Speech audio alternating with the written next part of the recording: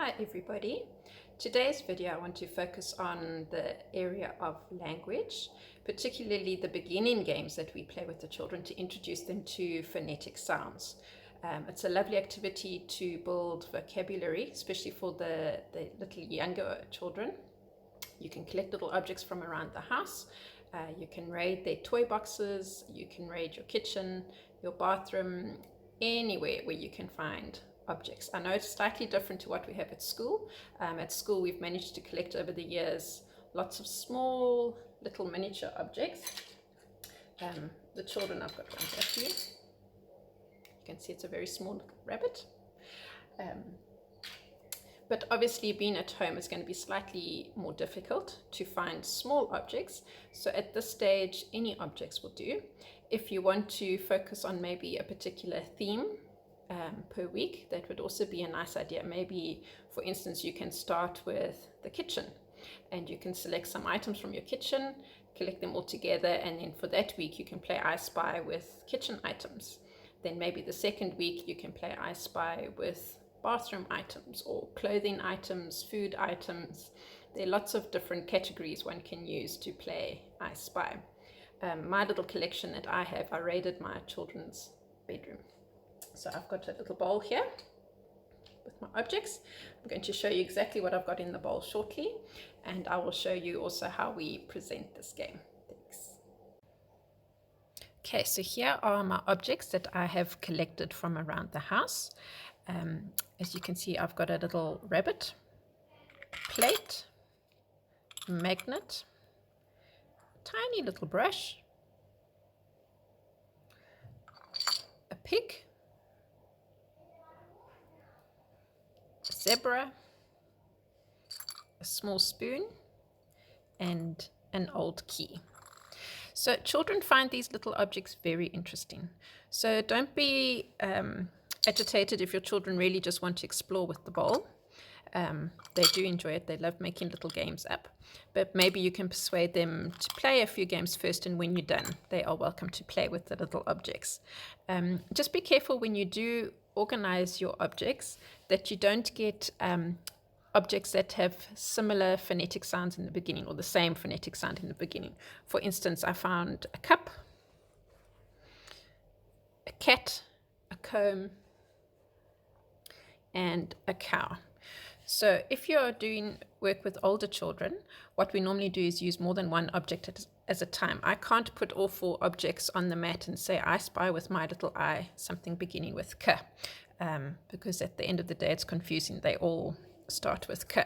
So if you're going to be isolating them, it would be fine, but just keep that in mind when collecting objects. Another option for objects at home, I raided my son's transport box with all these little cars. I managed to find a helicopter, a jet, a car, a truck, and a bus. Different types there. Please remember to go through the objects with your child before you start presenting to them, mainly because if you say to them you spy something beginning with a J, they could be a bit confused. They might think it's an aeroplane, when in actual fact you're thinking of a jet. So just to clarify the items and to help them with their vocabulary, we just go through the objects with the children first, we put it back in the bowl, and then we begin our game. So it can start for the littlies. Again, you're wanting to build vocabulary first. So for them, they're not going to know their letters, and they most likely are not going to know the phonetic sounds. So this is what's here to help them and to teach them. I would choose an object. I spy with my little eye something beginning with P, P, P. Now, fortunately, there's only one object on the mat, and we've been through all the names of the objects, and they will say plate. You say, yes, it's a plate, a P, P, plate. Then you would put the object back and you would select another object, magnet. Okay, so then you would say to the child, I spy with my little eye something beginning with Then your child would say, it's a magnet. You say, yes, it's a magnet, a magnet. And so you would go through the bowl. If your child already has an awareness of phonetic letters, phonetic sounds, and they've started learning their letters, you can gradually increase the number of objects. So you can put 2 objects down, a rabbit and a spoon.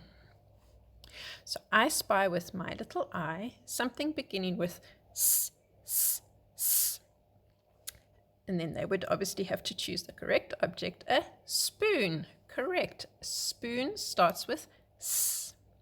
I spy with my little eye something beginning with r, r, r.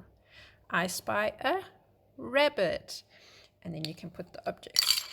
So you can get the idea as you go along. You can put more and more objects out. Obviously, for the older children, you can put them all out. And if they've guessed all the phonetic sounds correctly, another game they enjoy playing. Sorry, I'm not going to put out a plate because there's already a pig. A pig, yeah, well, they both start with P.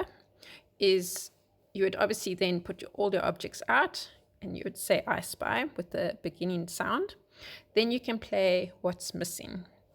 So if your child knows what they all are, then you ask them to close their eyes and you can remove 2 objects. Ask your child to open their eyes and they need to tell you what objects are missing. They really enjoy that game at school as well. As you can see, I do try and keep the objects in the same order as it tends to help their memory because they tend to memorize things in order.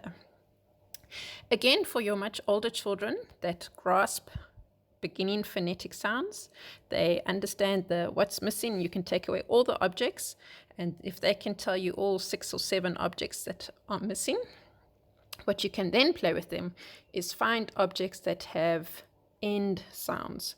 So if you have a little cat, you could say I spy something that ends with a t, t, t. Or if you have a cup, I spy something that ends with a p, p, p.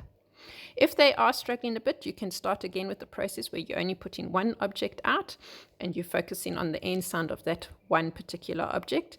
And the more they get the hang of it, the more you can increase the number of objects. Okay, so I hope you enjoy this little fun game with the children. I know the kids really do enjoy it. I hope you enjoyed our language presentation today. I'm hoping later this week to do some other language activities with you, and we'll also be looking at numeracy. But anyway, I hope you have a lovely evening. Enjoy the rest of the week with your family, and we miss you all lots, and stay safe.